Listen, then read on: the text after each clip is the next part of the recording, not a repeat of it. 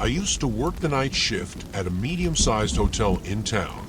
My main job was to stand at the front desk and assist customers checking in or out. But for the most part, the lobby stayed quiet during those late hours. Most guests were already in their rooms, and anyone passing through barely acknowledged my presence. I had my fair share of strange encounters, from guests with odd requests to angry customers who seemed to think I controlled the weather.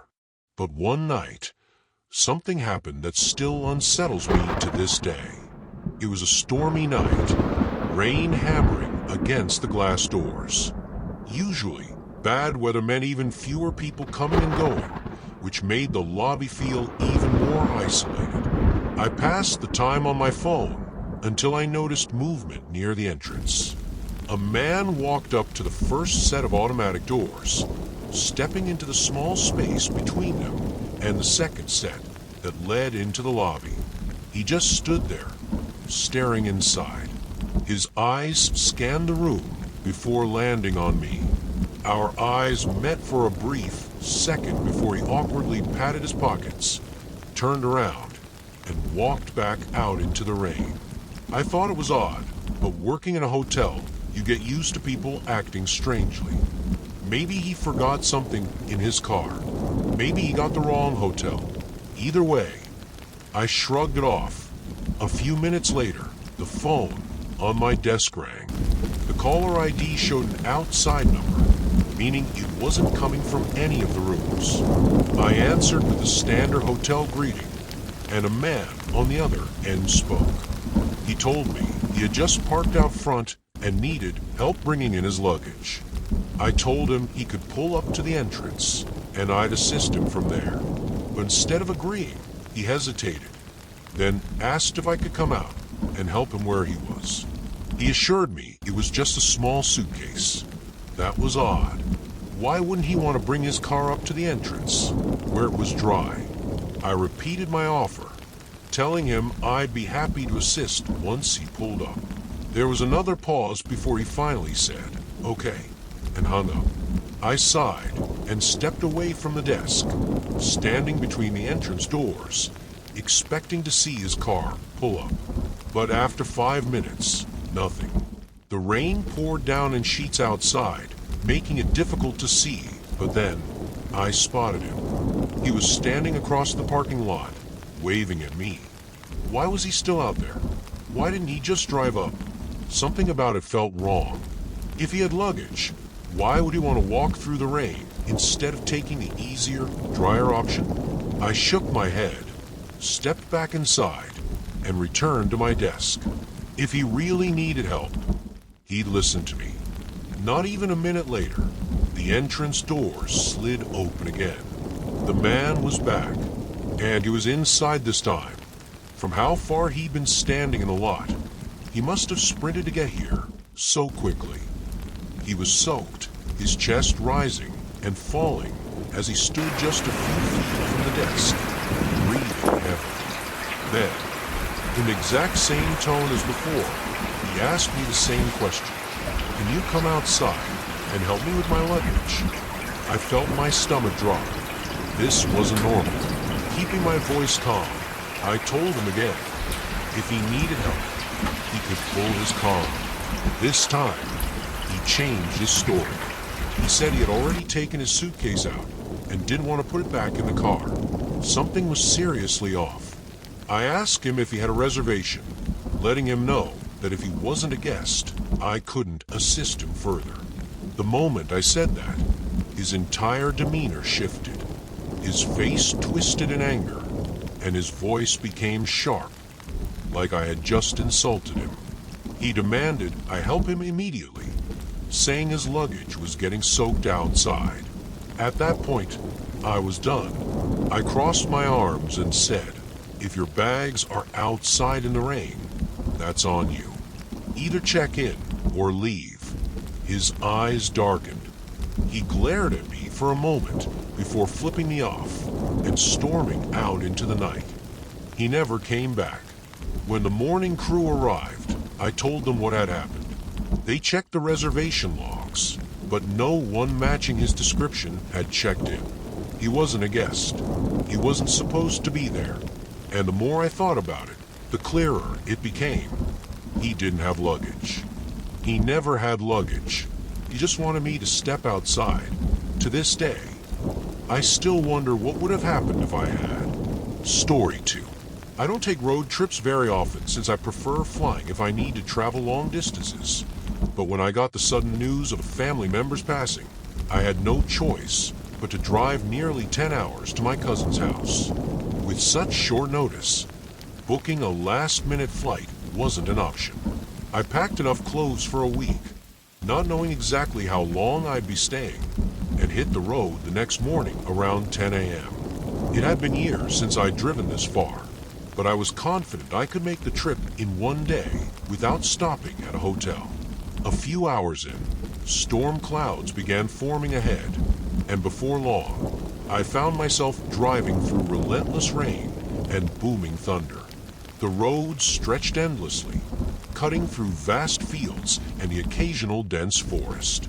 Some parts dipped into valleys where the water pooled dangerously, forming large, impassable puddles. I had to slow down considerably to avoid hydroplaning, and at one point, I reached a flooded section of the road that I simply couldn't cross. I knew getting stuck in the middle of nowhere was not an option, so I had no choice but to turn around and find an alternate route. What should have been a 10-hour drive had already stretched longer than expected.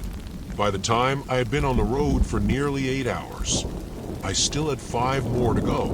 The sun was setting, and exhaustion was creeping in. My grip on the wheel felt heavier. My blinks grew longer. I needed to stop somewhere, anywhere, before I became a danger to myself on the road. After 45 grueling minutes of fighting off sleep, I came across a small town.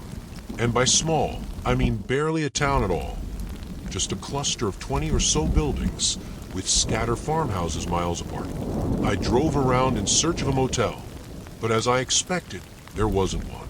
The best I could find was the parking lot of an old grocery store. It was closed, so I pulled into the farthest corner, away from the main road. The town was eerily quiet. There were no lights on in any of the buildings, no cars, no movement. Just the rhythmic sound of rain pattering against my windshield. Despite the unsettling atmosphere, I was too exhausted to care. I locked my doors, adjusted my seat, and let my eyes close, feeling strangely comforted by the storm outside. I wasn't sure how long I had been asleep when I woke up to a deep, rumbling thunderclap. The rain was still coming down hard, but something felt different. When my eyes adjusted to the darkness, I realized the parking lot was pitch black now, much darker than before. Then I saw it, a shadowy figure in the distance, moving towards my car. At first, I thought it was just someone passing by, but as I watched, I realized they weren't changing direction. They were coming straight for me. The rain made it hard to see clearly, but as they got closer, I could tell it was a man. Something about the way he walked, slow, deliberate, made my stomach knot with unease. Then, as if it couldn't get any stranger, he reached my car and placed both hands flat against the back door. He started pushing, not trying to open it, not trying to break in, just pushing hard, as if he was trying to move my entire vehicle with sheer force. Panic set in. What was he doing? Was he crazy? Drunk? I fumbled for my keys, hands shaking, and shoved them into the ignition. The second the engine roared to life, my headlights flooded the lot, illuminating the man in full view. His face was expressionless, empty. He didn't flinch at the light, didn't stop pushing. It was as if he didn't even register my presence. That was enough for me. I put the car in reverse, easing back slowly. He followed, keeping his hands on the car as long as he could before letting go. He just stood there, watching as I backed away, his clothes soaked, his posture eerily still. I didn't stick around to find out what he wanted. I peeled out of the parking lot, adrenaline surging through my veins, not stopping for anything until I reached my cousin's house. Even after I arrived, I couldn't shake the image of that man. His empty gaze, his drenched figure, the way he tried so desperately to move my car. And the worst part, to this day, I still don't know why. Story 3. I live in Washington State, and at the time of this incident, I was living with my parents in a small, remote house surrounded by dense forest. The nearest town was a good 20-minute drive away, and our closest neighbors were half a mile in either direction. Growing up in such isolation, I never found it unsettling until the night that changed everything. It was spring break, and my parents had planned a trip to Florida. We were supposed to leave early Sunday morning, but my dad's work ran into a last-minute issue, forcing us to cancel. To make up for it, my parents took me to a nearby water park that Sunday. It was fun, but I couldn't shake my disappointment about the missed trip. After a few hours, dark storm clouds started rolling in, and within minutes, everyone was scrambling to leave before the storm hit. By the time we pulled into our driveway, the sky was pouring rain, and thunder cracked loudly overhead. But something immediately felt off. The garage door was wide open. My dad muttered that he must have forgotten to close it, but my mom swore she had seen it shut when we left. Hesitant, but with no clear reason to be alarmed, we all got out of the car and went inside.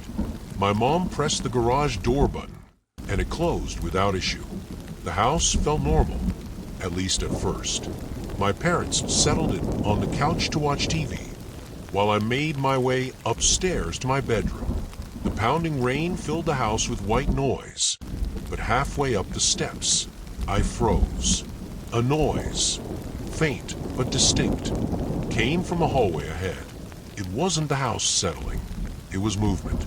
I hesitated before continuing up, my eyes scanning for the source of the sound. Nothing. But then I noticed something odd. My bedroom light was on. I knew for a fact I hadn't left it that way. In fact, I hadn't even turned it on that day. My stomach tightened, but I reasoned that maybe I had just forgotten. Still, something about it put me on edge. I stood in the hallway, listening, before inching toward my room. Just as I reached the doorway, I heard something, a faint rustling sound from inside. Thinking it might be an animal, I cautiously cracked the door open. At first glance, my room looked completely normal. No signs of a mess, no overturned objects, nothing. I let out a small breath, stepped inside, and shut the door behind me. Kneeling down, I checked under the bed and scanned the corners of the room for any sign of movement. Still nothing. I sat down on my bed, trying to shake off the uneasy feeling, when I saw it, a shadow passing across the bottom of my bedroom door. My breath caught in my throat. It wasn't an animal. The size of the shadow made it clear. It was a person. My heart pounded as I scrambled for my phone and texted my dad. Someone's upstairs. The read receipt appeared almost instantly, and I heard his footsteps rushing toward the stairs. I stood frozen by my door, expecting the intruder to react, but there was only silence. Then, just as my dad reached the top, a loud, single thud sounded from down the hall, followed by heavy footsteps sprinting away. My dad grabbed my wrist, and we bolted back down the stairs. Just as we reached the living room, the sound of rapid footsteps came thundering down the staircase. The front door slammed open, and through the downpour, we caught a glimpse of a man darting into the woods. My dad grabbed the bat he kept in the corner, but the intruder was already too far gone.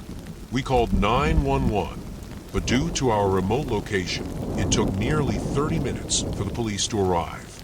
They searched the house and took our statements, but in the end, they found no sign of forced entry, nothing that indicated how the person had gotten in or how long they had been hiding there.